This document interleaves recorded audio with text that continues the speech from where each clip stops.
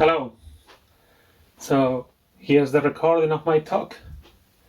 I'm gonna be talking about Impostor Syndrome in the IT world. And this is from a conference speaker's perspective. I will also explain a little bit about normal day-to-day job and also the part of conference speaking. And it's really important for me this talk because I have felt like an imposter several times, and actually today that I'm giving a talk about imposter syndrome, I'm feeling a little bit like one.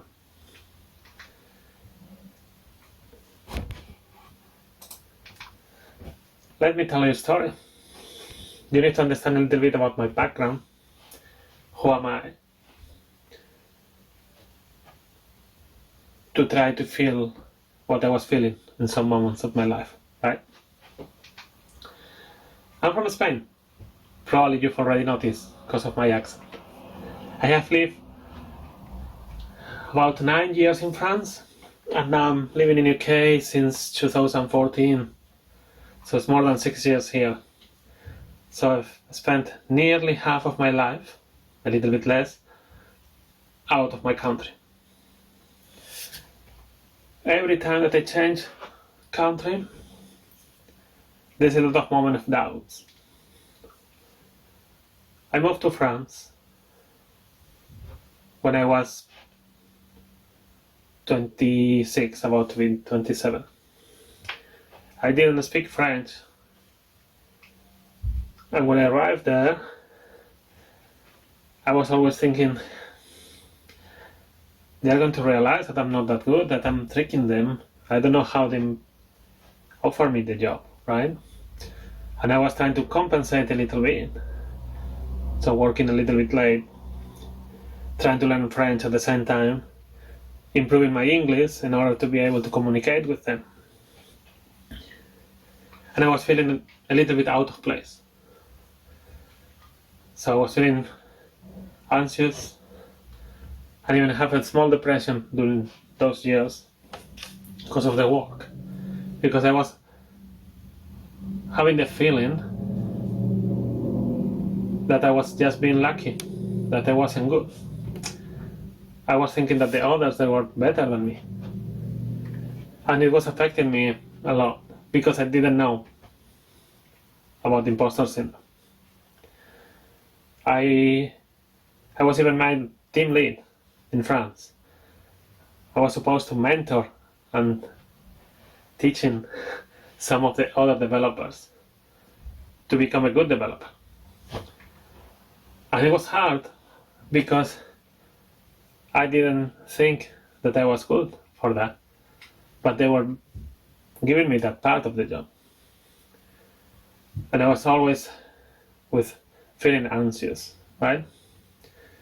Because I was thinking, this is not perfect, so if I don't manage to do something perfect, they will realize that I'm not that good. And that's the problem, right? That was what I was feeling. So you can imagine with that anxiety and that focus on getting things perfect, I was self-doubting all the time. I was doubting about myself, about my career several times. And I was always afraid of failing because they would realize that I'm not good, that I'm a fraud, I'm an imposter. I moved to France and I had same feeling, exactly the same.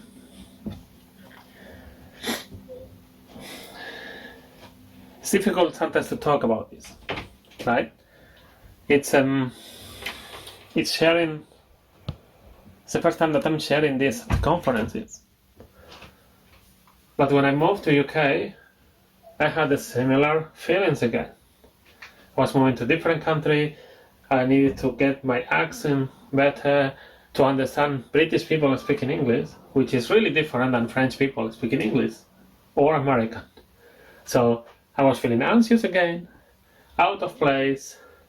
I was doing more hours to compensate what I thought that I'm not good.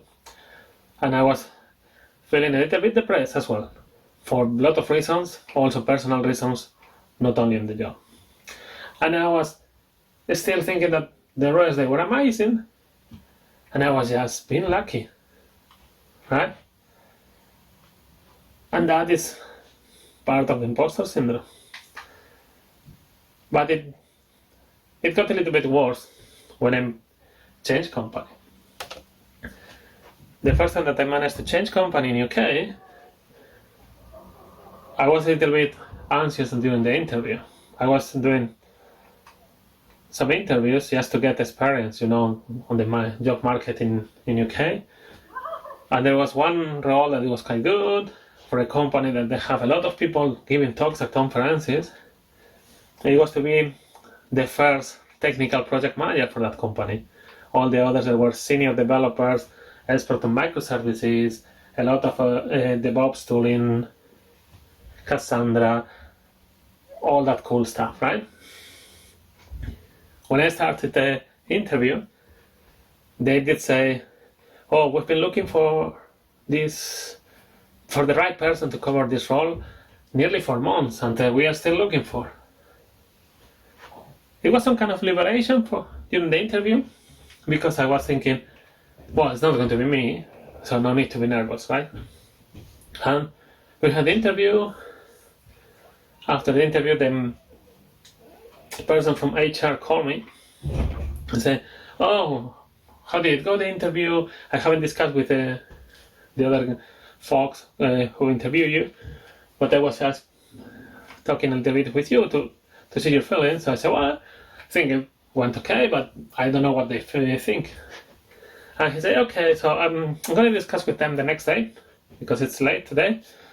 One thing that we never discussed about salaries, right? So do you have any idea about the salary?" And at that time, I had to accept a really low offer for my first job in UK, right? Because I needed to get the first job. So I asked for 12,000 more. Like, okay, let's go high, 1,000 more every month. They will counter offer less, and then I will be happy, right? So I say, "I want this amount of money." Okay, no problem. We'll talk tomorrow after I discuss with the interviewers, okay? Cool. So he called me the next day. He said, "Oh, actually, they said that they like you, and we want you to come working with us, and we know that you have other interviews, so the offer that we're giving you is actually 3,000 more every year than you ask for." So I was shocked.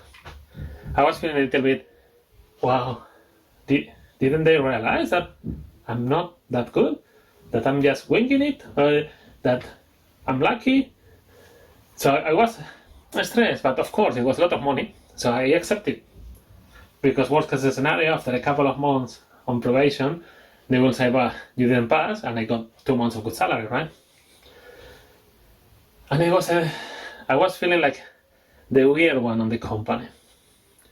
All of them really expert on development. I was a developer a long time ago, but I didn't work on directly developing code for several years. And they were spotting bugs on Cassandra just hours after the release of the version 3. They were giving a lot of talks. Nearly half of the people in the company, it was a small company, 50 people, but around 20 of them, they were actually giving talks at conferences. So I feel a little bit pressure, as you can imagine. And then it was one day, the president decided to organize an internal conference day, right? Everybody could do propose talks, and the whole company will be there. It's one day non-billable with the clients, will be all the company, and maybe we will invite some of our clients. And I was on the bench right now. It was a consultancy, and I didn't have a client allocated at that time. So I feel obliged to submit a talk to prove that I'm not fake, right? That I'm not a fraud, even though I was feeling like that. They like it. It was a talk about project management and DevOps, with a little bit of feeling about the deadly sins of project managers. So of course all the developers loved the way that I was pointing out the mistakes of project managers, right? And after that, they said, well, you should probably try to submit the talk to some conferences. And I said, well, right. And I submitted, but it's not going to be accepted because I was still doubting about myself. Of course, it got accepted. I managed to get to Vilnius to a conference that was about high-load strategy, a lot about architecture, big data, DevOps, and my talk about project management and DevOps. So you could imagine being the first real conference and being the only one talking about project management on a conference with a lot of developers, how weird I was feeling, right? But I managed to do it. I hated myself on the video, but it was a good feeling that, I managed to do it. So it was a good thing. But still I was a little bit feeling why people would come to my talks to see it. And then that talk was accepted on more conferences. On one of the conferences there was one speaker talking about Impostor Syndrome. And at that time it was really interesting for me, but I didn't realize straight away that that was happening to me. So as my talk was accepted on more conferences, I decided to learn more about conference speaking. So I did one amazing course from Scott Hanselman on Pluralsight. I recommend that course. It's amazing. He seemed so natural, and I managed to watch him live once. For me, he's the best speaker. All the others are not at his level. And discussing with my colleagues, they say, well, you need to create maybe new talks because you've been doing the same talk several times. So one of the colleagues told me, some of the speakers, we don't create the talk, and after it's created, we submit the talk. We only create the abstract, the idea of the talk, and we submit that to conferences. And if it's accepted, we give the talk. So I did that. Silly me, crazy me, right? I submitted a talk. It was failed and successful stories with technical debt.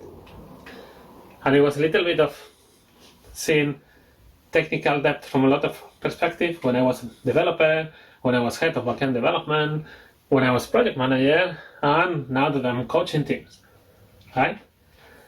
Of course, it was only one idea, and I never thought that it was going to be accepted. But it was. And I got a message like that your talk was rated among the best by our mobile and web track program committee. We're looking forward to welcoming you this November. It was a conference quite big, more than 400 people, full of developers, and I was going to talk about technical debt. I was feeling scared, and oh my god, I need to do it. I need to do the talk now. Okay, calm down, Antonio. Let's have a look at the other speakers, right? The keynote was Scott Hanselman. Yeah, if you follow me, that's the one of the Pluralsight course. The one that I just said that he's amazing. He was going to be there. He was going to be the keynote. So you could imagine, I was feeling, wow, I didn't even create the talk. It's going to be my second talk ever. And he's going to be there. I'm out of place. I was feeling like they will realize in the middle of the talk that I'm not good and they're going to leave all. And it's going to be completely disaster. They're going to even say, woo, woo. So I was feeling like that. Of course, I was always, even till the very last moment, modifying the talk. I was feeling really bad. Remember, it was a 2-day conference, and my talk was the last one before the closing keynote. The closing keynote was Linda Lucas. It was amazing. I was really stressed. But discussing with other speakers, someone from France, because I speak French, right? He said, but you submitted your talk like I did. The program committee think it will be great. So don't worry, it will be great. So the fact is, you did as other speakers had done, and you got your talk here. The program committee, they are expert. It's not the first version of this conference. If they think it's good, it's going to be good. That relaxed me a lot, and actually, I enjoyed giving the talk a lot. I even have a clap in the middle because I mentioned Darth Vader, and we are all Star Wars fans, so it's good when you mention Darth Vader, right? But all the time that I was giving talks, I was feeling like a fraud.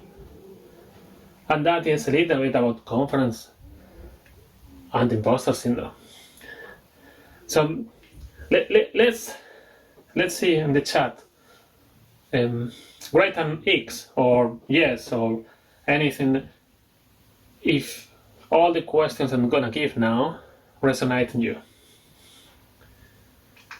Have you ever compared yourself with other team members and felt like a fraud?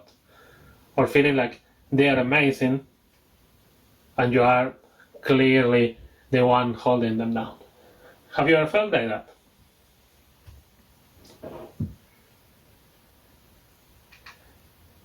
Have you ever felt unworthy of your job promotion, or your salary raise, or your job offer? You are feeling that you don't deserve that.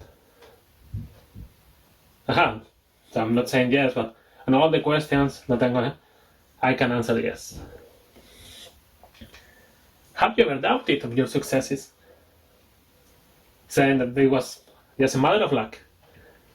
That it wasn't that great, it's the normal thing to do. It's a normal day in the office, it's your job. You didn't do anything special, right? Do you know someone who could have answered yes to any of those questions? I have, myself, but maybe you know other people. I know other people who could answer that. All of that, it's imposter syndrome. And it's a psychological pattern when you doubt about yourself and about your accomplishment, and you have a persistent fear of being exposed as a fraud, right? Like they are going to realize that I'm tricking them, I'm playing them, and I'm not good. That's the imposter syndrome, that feeling. And the fact is, it's very common. Around 70% of individuals experience it at least once in their lives. It's really common on IT, more than you could think. When you go to a new environment, like you move to a different city or country, you feel like you are the weird one, you need to learn a lot about the city or the country, so you need to overcompensate that you are the foreigner. When you're doing studies and you go to a new university, you can feel like that as well. You're starting a new job in a new company. It's a different role and you feel a little bit overwhelmed, so you can think that you're a fraud. Right? It happens quite often when you are part of an underrepresented gender or ethnicity. So in IT, it happens a lot with women because we don't have a lot of women on IT. So they can feel like they are there only for the quotas and not because they are great. And actually they are really great, right? But they can feel like that. With ethnicities, it's the same. When you're the foreigner in a country, you can feel like that. And I was feeling like that. Okay? So it's traits of imposter syndrome, or something that it may help you realize whether you may have imposter syndrome. When you feel afraid or shame that you're asking for help, because on your mind that should be an easy thing to do, an easy question, and you shouldn't be asking for help. So if you are afraid, it might be imposter syndrome. When you have a personal project that you're not finishing, and it's unfinished forever because it's not perfect, and you want it to be perfect. Or sometimes when you can't start a project because you don't know how to start. Is it the same when you're a speaker? You're a little bit afraid of asking for help about one of the subjects that you're talking about, or about public speaking. A lot of speakers, they may be afraid and they don't ask about tips about public speaking because they are already doing public speaking. Some they may have an unfinished talk that they never presented because it's not perfect. Or they have some ideas of a new talk, but they never start because they don't know how to start. Or they'll okay, no, have the idea, I will do it next week. In your normal day job, or when you're a speaker, you can feel all the others are really talented. And I'm just lucky being here. You can see someone, a developer, when you're a developer, oh, he's so talented, she's so talented, and I'm just lucky here. You are looking for external validation, trying to get from someone saying that it's good, right? At the beginning, when I was speaking on my first months or couple of years, I was obsessed with the feedback from the audience. And I was disregarding any positive feedback. I was just looking for negative feedback to try to improve, to try to follow my narrative that the talk is not perfect. If you ask any of my line managers, they will tell you that I'm still suffering from that. When I have the 6-month review or my yearly review, I'm always asking, okay, but the feedback that everybody gave, tell me where to improve. I'm not interested in the good one. The good one, because I think that is a normal thing to do in the job. So it's why they're saying that that's good, right? So if you're feeling like that, you're thinking like that, you might have imposter syndrome, right? Some phrases that you can say yourself or someone or hear someone. One really classic, now that I'm coaching teams to get better, hearing someone, I've been coding more than 20 years, my code is good, no need to review it by someone else. Have you heard that? You can put an X on the chat, right? And yeah, a lot of people say that. Not in every case, but sometimes it might be fear of others realizing that their code is not that good after 20 years. Is it a bit of feeling like a fraud, like an imposter? With some teams, I have heard several times, but why to open source this? What if we open source and they find bugs and they realize that the code is not great? Well, for me, it's one of the reasons you open source things as well. Because like that, if someone else finds the bug that you missed, you are going to make whatever you're open sourcing better because you're going to fix it, right? They are not going to say whether this is really bad because we found this bug. It's going to help you. And if you check the facts, is what if we don't open source and we don't find those bugs ourselves, right? Something that you could do or say if you are feeling like an imposter, or hear someone else. Hey, I'll go home later, just let me finish this and I'll go home soon. And you're doing that most evenings. You're overcompensating because you think that you're not that good, that you need to do the extra time. All those expressions, the feelings, all of that bring what I call the 4 horsemen of imposter syndrome. So there are a lot of talks, a lot of blog posts about imposter syndrome. This is more a little bit of my views about how imposter syndrome affects me and sharing that with you to realize that it could happen and to motivate you to fight against it. All this talk is a negative talk.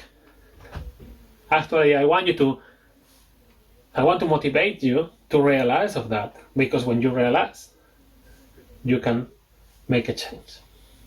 For me, the 4 horsemen of imposter syndrome: self-doubt, perfectionism, anxiety, and fear of failure. 3 more or less are what you are doing, and the 4 could be what you can have, the anxiety, right? How do you spot if you are self-doubting about yourself. Because everything about imposter syndrome is to realize that it's happening. And then you can act and use it in your benefit. Because when you know it, you can react, right? When you're self-doubting, the typical feelings are that you will never know enough. When you're a conference speaker, or you would want, maybe one day, to be one, you have the feeling that, no, I cannot give a talk because I don't know enough of this subject. I'm not expert enough, I cannot give a talk about that. That's a common feeling of a lot of people. So let me tell you, from conference speaker perspective, a lot of talks that is how to start with a new technology, how you fight against a different pattern, all the problems that you have and you didn't resolve working or coding, those are really interesting talks. You don't need to be the most expert on one subject to do an amazing talk. When you're self-doubting about yourself, you can be constantly seeking training or certifications to improve or succeed, right? Because if you have all the certifications, you can think that, you see, I'm not a fraud. I have all of those certifications, right? A feeling that when you're in the role for some time, but you don't know enough. When you're a conference speaker, I've been giving talks for years now, I still feel that I don't know enough to give talks. But it's normal, because there are a lot of different talks. So you cannot know everything, but you can know some specific thing that is valuable for someone else. You can feel pressed to work harder and longer to prove your worth. And it's when you do more hours. Now it's even more dangerous because you are working from home on the current situation, and you can work more hours without realizing. So you need to be aware of that. Okay? The mental health is important. And the self-doubt and imposter syndrome is this. Is thinking that what you know is really, really tiny comparing to what others know. But that's your feeling. It's not a fact. Most of the time the reality is everybody knows similar things and specific things. And all together we know a lot of things. So it's not like you have a Death Star like that with what you know and the others know more. That's only what you think is your feelings. The reality is not like that.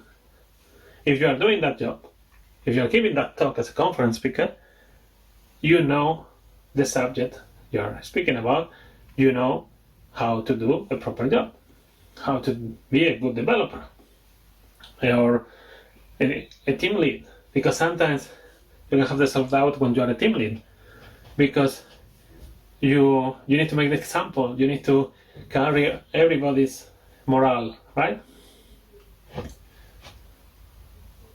Perfectionism. That it's really important to realize this one. If you feel that your work must be 100% perfect 100% of the time, that's one issue. You set excessively high goals for yourself.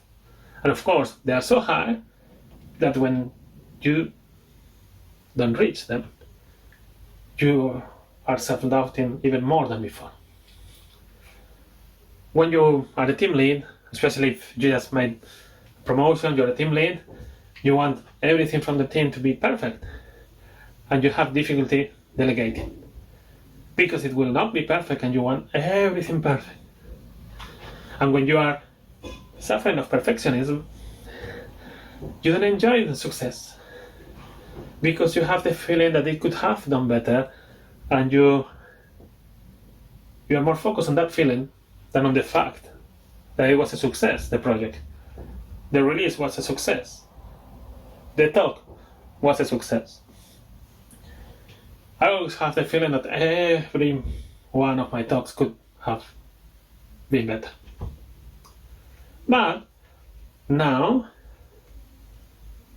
I check more often the positive feedback, the change that I could do on someone else. And that's a success. Whether the talk could have been better or not, someone learned something. That's a success. The problem with perfectionism is that you have what is the binary thinking of Impostor Syndrome. Something is perfect or bad. You don't have a gray scale between black and white, white and black. You see things about 1 or 0, perfect or bad. You know what perfection is? Perfection is the enemy of great.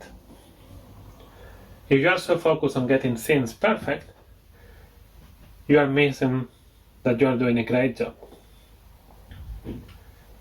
And that's really important to start realizing and checking the facts. A great job is amazing, and it's not a bad job. A great talk, maybe it's not perfect, but a great talk is an amazing talk as a conference speaker, right? And that's good enough.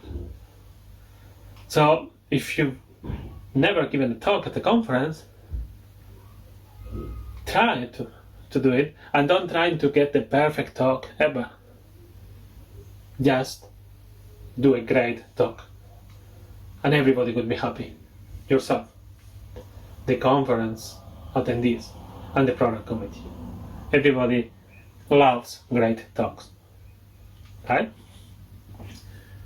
The fear of failure is another horseman. Because you have the feeling when you're asking for help that you can reveal that you're playing everyone, that they're realizing that I'm lying to them all the time because I'm not that good, so they will realize, and they will stop talking to me, they will fire me and everything. And the problem when you don't ask for help is you keep trying to solve the things on your own, doing over hours, getting tired, getting more frustrated on not getting the things perfect. So you sit there feeding each other the fear of failure, perfectionism, and self-doubt. One sign of the fear of failure is not applying for a job unless you met every single requirement. You know the job offers or adverts that they have a list of requirements and nice to have with bullet points? When you're suffering of imposter syndrome, you don't apply. Because you are just meeting 9 out of 10 requirements. 9 out of 10 requirements must be just great for that company, and you're missing that opportunity, and they are missing the opportunity of working with you. When you're preparing a talk, and the conference is saying, okay, we have these 4 or 5 themes, most of the time they also accept other kind of talks, if it might be relevant. So submit the talk, right? And with the fear of failure is when you have a setback, when it's something that actually failed, because it can fail, you feel ashamed, your confidence goes really low, and it feeds more your self-doubt and your perfectionism. All 3 together can provoke anxiety. And you need to be aware with anxiety. I'm not an expert on psychology, but anxiety can lead to depression and can lead to a lot of things. And you need to try to be aware yourself and others to help others. Some symptoms when I suffer anxiety is isolating from others, going out less, meeting less with friends, Travel sleeping, because you keep thinking that your job is not perfect, or when you're conference speaking, it can be the 2 or 3 days before the conference that you don't feel the talk is going to be good and you don't sleep really well. That happens still for me with new talks. I'm feeling a little bit anxious about that. You can working more hours. That the anxiety is going to make you to work more hours. That is going to make you have trouble sleeping, reducing your social life and isolating from others. And it can lead to depression. But there are ways to fight this and to realize enough of that. How do I fight that feeling? How do I fight the imposter syndrome? Facts. It's really important to analyze things in fact and not in feeling. It's I think that my talk wasn't great. Check how many people attended your talk when you're a conference speaker. How many people were there at the end of the conference talk? Because maybe some they left. You have positive feedback from them. Keep it, save it. On your day-to-day job, when you have a positive feedback or positive comment from someone else, or as a speaker, when someone says something nice about any of my talks, or they tweet something nice about my talks or about myself, I save it. And I save it not because the real reason is because I check it when I'm feeling a little bit down, when I doubt about myself. I check the impact that I made on others as a conference speaker. When you are on your day-to-day job, if you have a good feedback from your reviews, save it somewhere, take a screenshot, and keep a folder on your laptop about positive feedback. When you are feeling down, check it. It's going to help you to realize all the good things that you are doing. Because when you are after the talk on the conference, most of the time, if you are like me, especially at the beginning of my career as a speaker, you will check the negative only, and you forgot to check the positive. Check it, and it's going to give you the facts, right? Stop comparing yourself with someone else. When you're a speaker, is key. Every other speaker, they have their own subjects, different style, different targeted audience. So don't compare to others, because when you compare yourself with other team members, with other speakers, you are not going to use facts. You are going to use feelings, because you can be nasty when you are your own critic, right? Have someone to talk to. It can be a good friend, someone from your family, someone from the office that is working for you, or it could be someone that you worked with that person before. You are not really friends, but you keep in contact and you both know a little bit about imposter syndrome. So from time to time, talk to that person. Sharing the doubt, the perfectionism, all the feelings that you have, that person is going to help you to put into context the feelings and give you the facts. And it's going to help you to actually acknowledge facts. And it's going to reduce the feeling that you are being a fraud. And also, when you share the things, you don't keep them for yourself. It usually reduces the anxiety a lot. It's really important. Okay? One of the things when you suffer a little bit of imposter syndrome, it's you can procrastinate a lot. At the very last moment, you do what you were supposed to do. You have the rush of, oh yeah, I managed to do it, great. And the next day, but it wasn't good, I could have done better, I should start doing this, yeah, we'll do it the next week. You procrastinate again, you do it at the very last moment, you hear, oh, I do it great. In order to avoid that, my advice, conference speaker or the normal day-to-day job, to try to set some goals or some deadlines. So if you decide to prepare a new talk and you want to give a talk at the conference, you just put a lot of rehearsals with teammates and you put dates. So your procrastination is not going to be the 3 months when the talk needs to be ready. It's going to be when you need to do the rehearsal, right? And it's going to help you to improve it. If you have the feeling that you're improving the talk, you don't feel like an imposter. On the day-to-day job, if you are putting some goals for every week or every couple of weeks to learn something or doing something, you will have the feeling of accomplishment and you will be kind to yourself.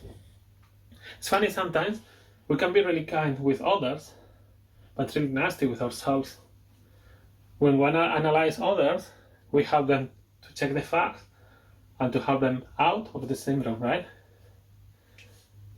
Work.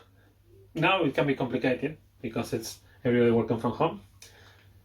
I never, or nearly never, bring my food to the office because I want to go out and get fresh air while I'm buying food for the day. Sometimes I'm too stressed that it helps me some music that is going to make me just move a little bit, that is going to make me breathe in a different way and relax, and it helps a lot. If you have that person that you have to talk to, you can talk instead of walking, but sometimes you don't have availability with that person. And that helped me a lot. Couple of things to remember. You are your worst critic.